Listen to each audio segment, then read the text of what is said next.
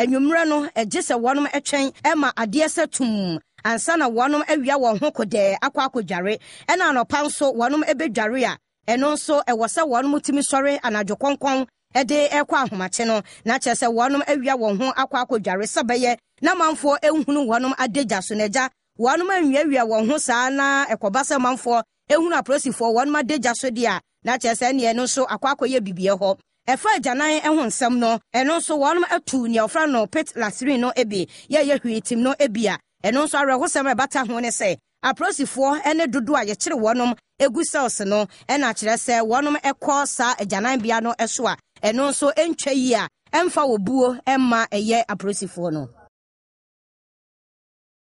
Yento Kasee ne so na sofo pon a ono na Universal Gospel Center odano osofo Daniel Anan ne wode afutu semsronko etudwai wose ekoba se be sini bia yehwe hu no se sini kora yeyi no ade betumi aboa ama obuo ene ne die etumi akoso ewo mayimu na se koye mfiano I love you ne adwamansem ko ade a ebe wiase Ghana wanhwa ebebo se ito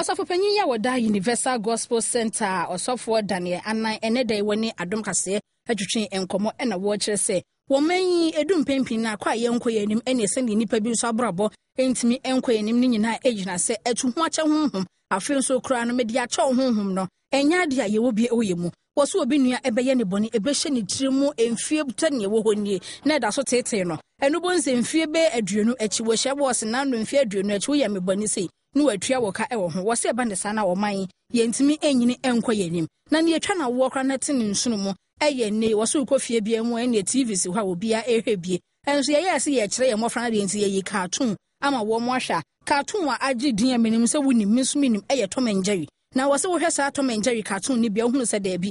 we ye ba ko bonya na okro na twe na so no ateata na ye ne se no atete no wo se no enya de pa ene ye kire ye mofra no ade a e kire mofra no nyina se wonu aye wade a wonso yie ne bi fatuaka enti wo se ba sa abofra no wonyini no na ehye ne trim se ne kofi ye mbone a meye ne bi edi atuaka afeso kra ne ha no ye na edi abetwemo ye se telenovela ne ho ahani ene no hwe sasini bi ene ejayo jai na afi obu han kankan ne India film so ne ade na wofa na papa na nana no ye me bone ne mfunhye aduonum ye na ode akwesre ne nana kanso aso wo se ba ne sa na emwa edien ene ye kire mofra emofra ne benyini no na ne ye hye wo mutiri ho na se wo ye mbone adache bi menya wo kran fa ntria wo ka menya obusuani ade atua ne ka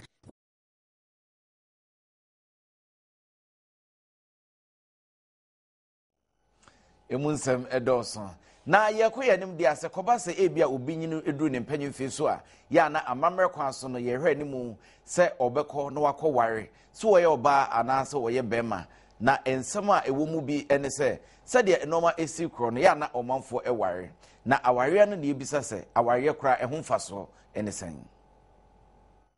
wo akanfo amamremu no se abemu a anasa branche bia ehia abayewa bi na wo pese oware na wodi kan edeto abayewa nanim na wo kire ne se nani eje ne ho ya wo pese wone no ehyehye aware owia na odi akoto ne mame anim na ne mame ne nso ete awie no wotimi edekoto abusua panyin anasa ne papa nso anim se wo ba bemu ne nsema wono so ede atudwa enie na sabusuafo ne eje tumu wi a no omahya ase se omo hwehwe abayewa no ekira kwan na busua mu ahwemu ahunu se so suban a ede ewa abusua mu no esefa so mo ba mu a wotimi ekofie ho no kwaware sa abayo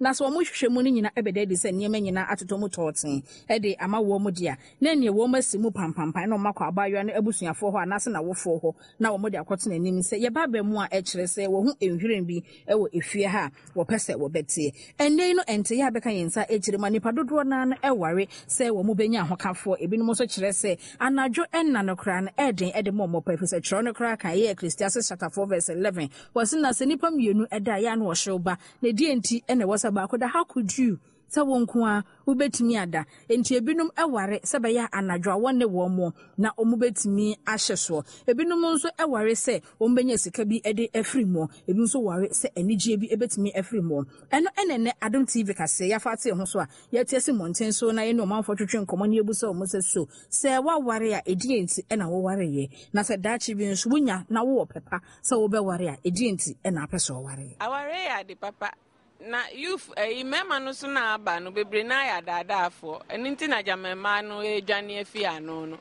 enti sɛ yɛ kohia ne a obe pese obe ware oyɛ bema oba nso yɛ betua so te sɛ yɛ bedi akiri fa so wɔ so bebre ma wo service ka ema che sɛ ebusua ebom because wo yɛ oba na wo ware ya te sɛ wo oba na wo ware ya bema wo kakra o de ba usu wo kakra wo de ba na mo aka bom na che se busua no aka abo ano na che se obi ani age sense wo nko a wo nam wo a wo ni ekunu ibi na che se sika wo benye bia na fa one direction mi gidi se moasa ba ware de mfo se ya de papa aware de ye because wo ware a fine nyame sɛ yɛn ware nti na Nyankopɔn bɔ oba ne bɛrima no nti usi so na wodu baabi a sɛ wo ware because wo ware a etumi ma obi bia yɛ fan mo ware na mo yɛ baako a mo te hɔ a we nya kakra we nsu yɛ kakra na ne ba wo ni kun so a obi a hu a ofi sɛ wo ni kun ti obi a ɛnsɛ sɛ ɔsɛ opɛ kora na ɔsɛ opɛ nso wo kuna hu sɛ wo kuna ontumi meka nkyɛ sɛ opɛ nti aware de yɛ me de Emma no ho wo mfaso no say wonko a wotia sometimes no we are very very lonely we are lonely sometimes we be sad say woman nya anyenyi no omko a afede aka wonko a but say woni wokun wo ho dia na de bia mo bo nkomo na ade nti aware de no ho wo mfaso pa ti say me say for instance me ba be ma wa abrochiri on worry say amempe because bibi ye no a obi ani ho na say obi woni nche a say bibi ye no a obetimi aka say oh oba no say na yo but sometimes no my friend my downfall mu say omu nkwohwe say me ba no no wote sen nti aware de wadu aware pa de a eye say wonware are esumfa so bebre ni say ubenya eba ewo ma daachi say woyɛ bɛrima na sɛ woyɛ akwakra ana sɛ woyɛ ɔba woyɛ abrewa akwara no ebetumi ɛyɛ mpuntuo bi ama ɔbɛhwɛw ama wobɛnya sika wobɛyɛ nneɛma bebree ama no ɛbɛboa wo aware nso mfasoɔ bebree ni sɛ ɛhyɛ numunyam wobɛnya numunyam ɛwɔ nyame mu bibia sɛ nyame wokɔ asɔre a obiara sisi a obiara fight for aware nti ɛno nso ɛyɛ nneɛma bebree a ɛho nso ehia Ghana adehye ene ani okotwetwe nkomo ehwe se aware kwa ho mfaso ne sen meka brante bi de o se ono ne de aware ho mfaso ene se onya wansi dia na oba no so de wansi dia ba no de no anwa mu edi ese wa yaba home so aba yaba de aka eye dwade mu nsem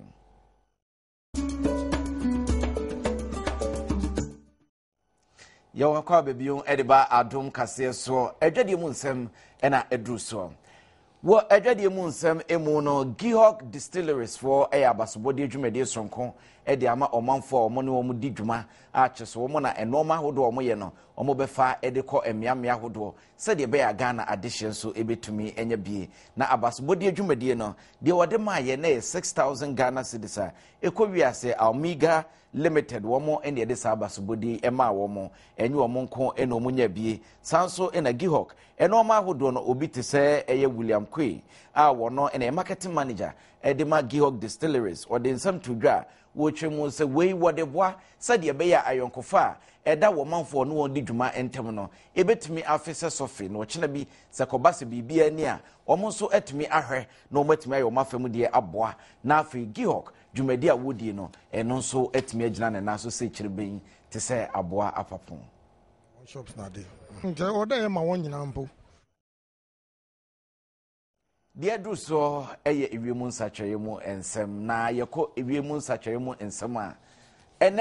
ene kyna san ene ewiemu besi aye yɛkɔ sɛdeɛ nɔɔma ebesi akɔ emu a wo hwa ɔkyena da ewiemu ɛbɛyɛ rese kakra ɔpɛ no eyi ne tia ne sa kakra eguso a ɛba ɛkra kopon mu ɔkyena sei na ebesi ayɛ ɛyade a nsuo no ɛmbɔnam empem sɛ ɛbɛtɔ kraa sanso ena ewiemu emframa a yɛhome no nsuo wɔ mu ne yɛhama bupa aduoso baako edu enwumere no so a nsuo no ɛbɛn na adwene sɛ ɛbɛtɔ akonya sɛ nsuo bɛtɔ no ɛyɛhama bupa aduonum ena emframa no so nsuo bɛwum kakra na woda wani ekɔ emfimfi mantemu enso a akonya sɛ nsuo bɛtɔ no deɛ ɛyɛ hwe a kyɛ sɛ ɛnya deɛ ɛbɛbɔ ne ho mpem sɛ bɛtɔ emframa a yɛhome no nsuo gyina mu yɛhama bupa bɛso aduonso enum sanso ena edu enwumere nso a akonya sɛ nsuo bɛtɔ no ɛyɛhama bupa aduonum nsuo a ɛyɛ home ne anase mframa ne nsuo gyina mu no bɛyɛ ɔhama bupan aduɔwɔtwe ɛnan na okɔ ekopie mu ɛwɔ bono ne afomantam mu brekum kofi adoma ne kuro mu nso a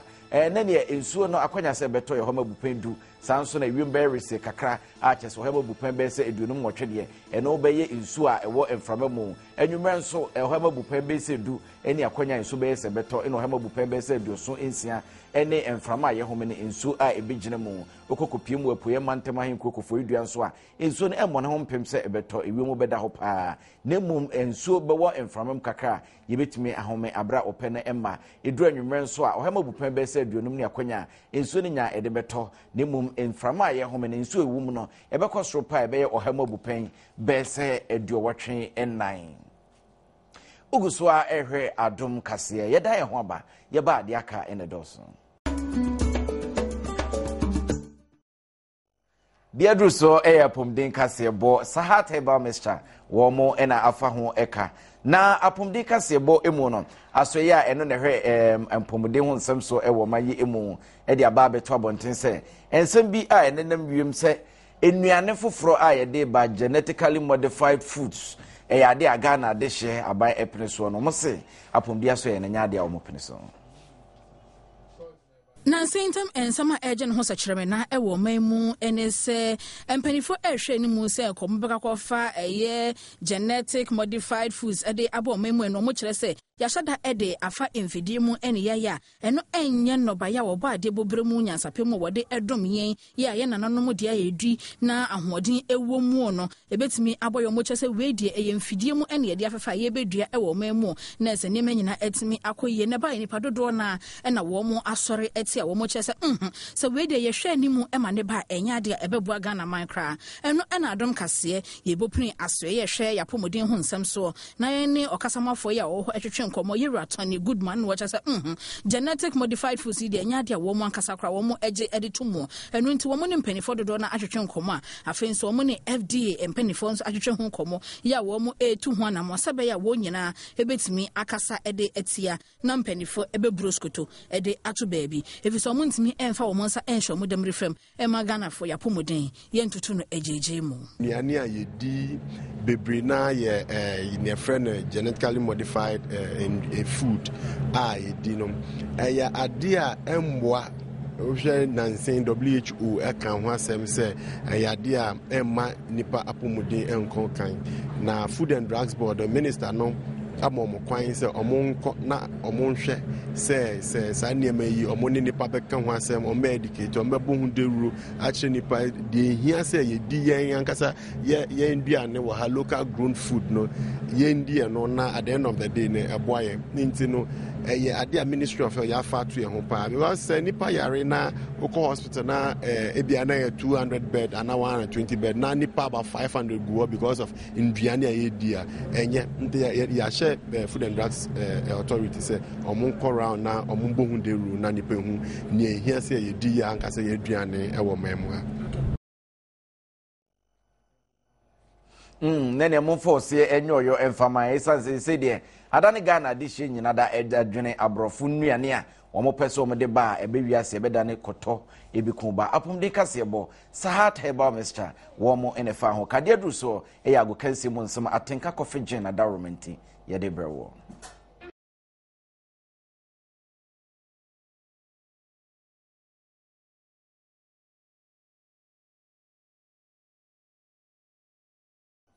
Ebusuafo ya mo bibi akwa ba ba ago Kasee adwumadie so na yemfa na se kese ma atenka coffee gin bitters omadarama na yede agokensi adwumede ebrem saso na obi dumbie boutique ubenye omo tema motorway kwan no so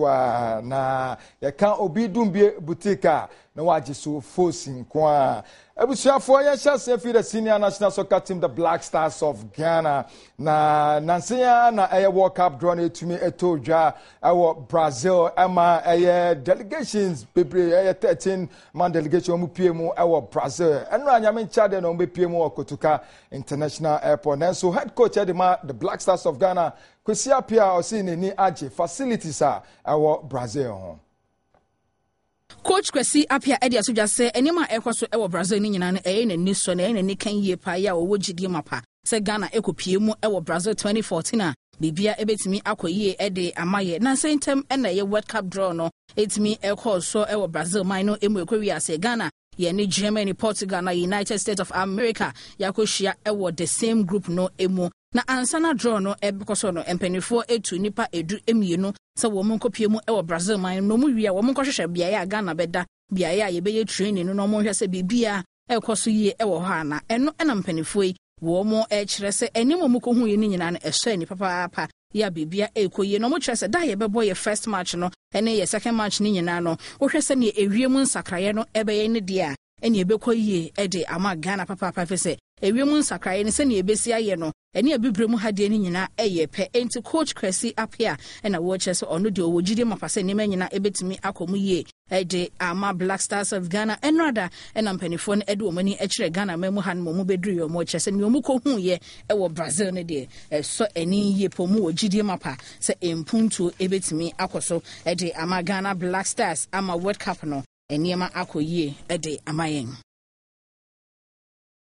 Yemfi Black Stars proper nefa yeninche the local Black Stars nyame aduma 11th January Copim 1st of February 2014 there CHAN tournament no betumi abaso South Africa Ghana a qualify for CHAN tournament ebebaso South Africa nyame aduma December 22nd omene Mali at the friendly game Kasee betumi da hyeso Accra CHAN 2014 na yade enche bia no so ebeba so ya Ghana local Black Stars no wo so ekopie mu ebie enam so emampanifo the friendly match bi ehhehye so a wo mo se Ghana ebetimi ene Mali etimi akohie mu na wo mo so abo akokense sonko se be ya emrantie no ebetimi ede atenetine wo mo empon mu na empanifo echire ma na wotwe ya edi animu eye ne benada ene chese local Black Stars players no wo mo so ebehye wo mo campaign no ase na o matimi ene Mali ede ehye mu bronya ya ye wo mu ne bosome ne de toso aduonu emienu na CHAN competition no ebehye ase 2014 na January 11th ede ekosi February 1st ya empanifo ehwe animu se Ghana team na ekopie mu ewo honom no omo betimi age kruwa no ede esi wo mo ena so enche bia ena Go TV Waffle Cup no Ghana etimi age ye ede esi ne na so omo hwe animu se CHAN 2014 nso no ye betimi edi enkunim ewo mu teams ahodo be edu ensia ena wo mo ekopie mu ewo competition no ase a wo mo nyina no eye bɔbɔ fɔ mo bɔbɔ ewo abibre mu hɛyi atase wo mo enkɔ ama no ne enkɔ bɔbɔ kra ewo mu eda na wo kaya 2009 CHAN competition ekɔ so no eno ene de edi kan kra na chese Ghana yenso yetimi ekɔ bi a Ivory Coast wo mo energy si wo mo ena so a Ghana etimi ekɔ final na 2011 ne de enima anko yi amfa ma ya obi a ehwe ni mo 2014 local Black Stars no wo mo betimi ayen century ewo honom Ebusiafo de edi wie wo agokensie dwumedie su ye piem wo Accra Hearts of Oak omo aso nansenya na aye omo former manager the club David Duncan omo woni concern enso emra na omo pamo David Duncan na ne 3-month salary ya de Accra Hearts of Oak omo fama aye coach no ano na David Duncan e de akoto ethics committee enim ama Samre ethics committee on my order across the folks coach David Duncan 21,000 Ghana cedis and sana just in San seminar etumi etwa into summary coach David Duncan 21,000 Ghana cedis and run up across the folk come check no edemano Yako Accra House of Folk for Akachina Nancy Ebeto Jase Enkane wo mo coach David Duncan yampenifo epamo no de betu Jase House of Folk management no wo mo entria ndeka na ne contract wo ne sign ya anso ansa no mo pamo no nyina no 84,000 Ghana cedis bi ebetimi abepiem so o ma fa ma ne dia obetwe wo mo yerede ede wo mo akopiem ewo FIFA enti ya beka yensa echiri mu a House of Folk mpanifo no omatimi assign check esum 21,000 ya wo mode ama David Duncan yo mo kyerɛ sɛ ne wo mo contract no na etie no ɛwɔ so motimi ɛma no bosome miensa esika enute no ɛno mo de ama no David Duncan bosome bia na wɔgye 7,000 Ghana cedis yo mo kyerɛ sɛ oba Premier League no mu dia wo no any coach ya na ne kyerɛ sɛ na katua ɛkɔ soro ɛyie papa ɛno Ebusiafo ahana yɛde agokensi adwumadie no ebesi na mede ne Gideon no chenim gatu so the power 7 afa na se kese Martinka coffee gin bitters o madaroma ana yɛde agokensi adwumadie Abraham sase na obi dum bi ebutik tama motorway ne so na obenya obi dum bi ebutik yɛka obi dum bi ebutik ano agye so ɛyɛ force nko a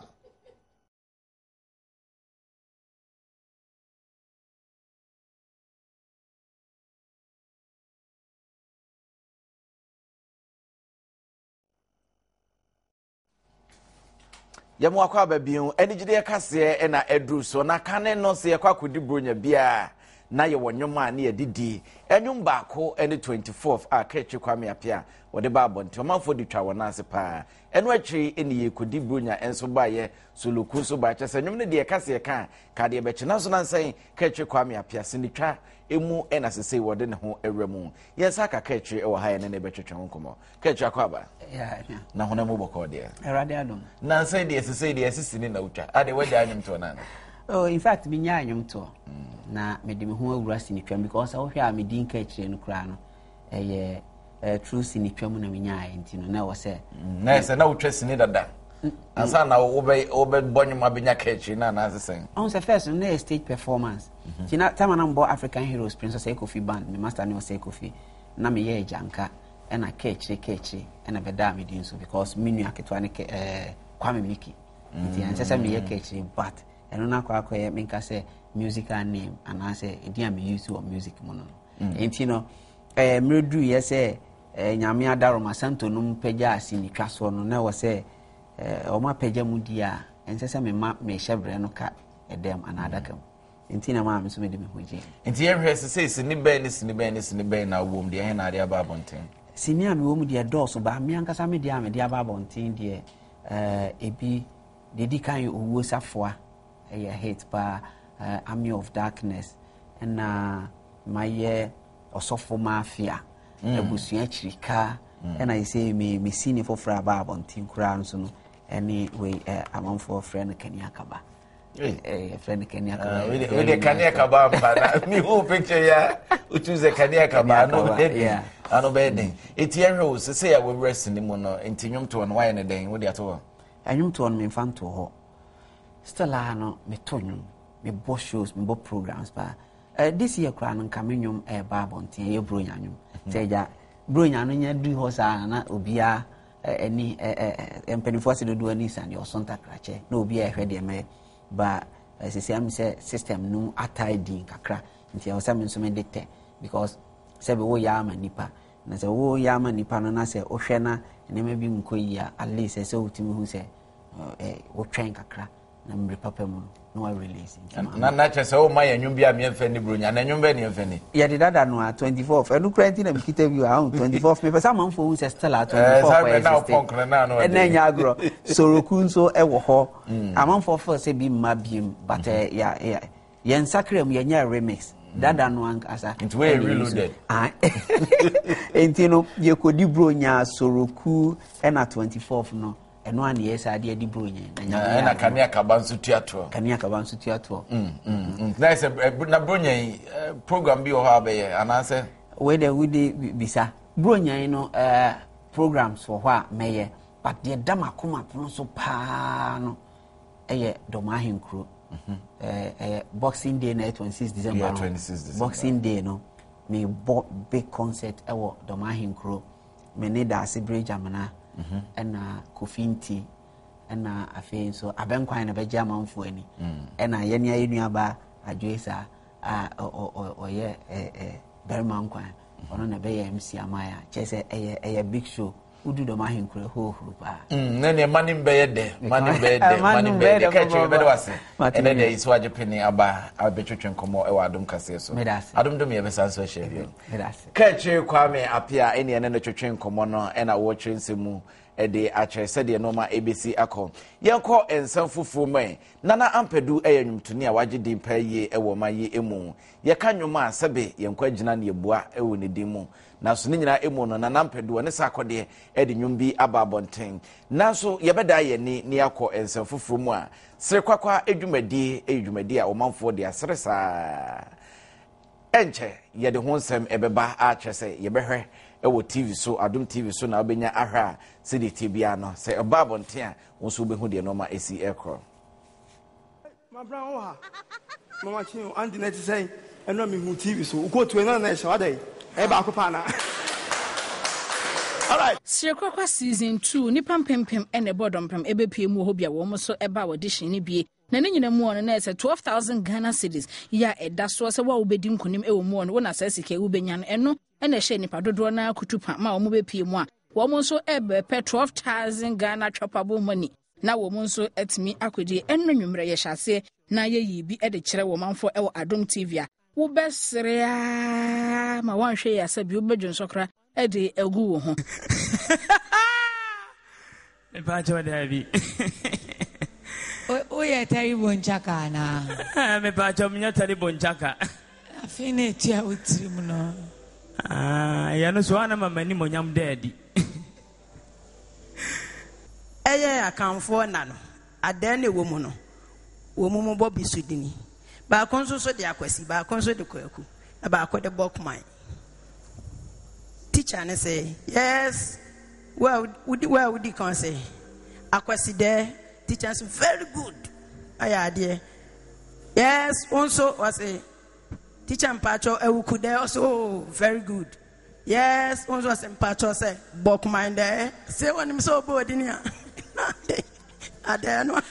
yebekoswa ayisa na nipa dunsia ena sempanifo etimi eyi wo mo kyerese season 2 no wo mo ene betimi abegyina mo ya na wotwe edu enum ena ocheso mo betena se no mo etimi ayi mpasere ama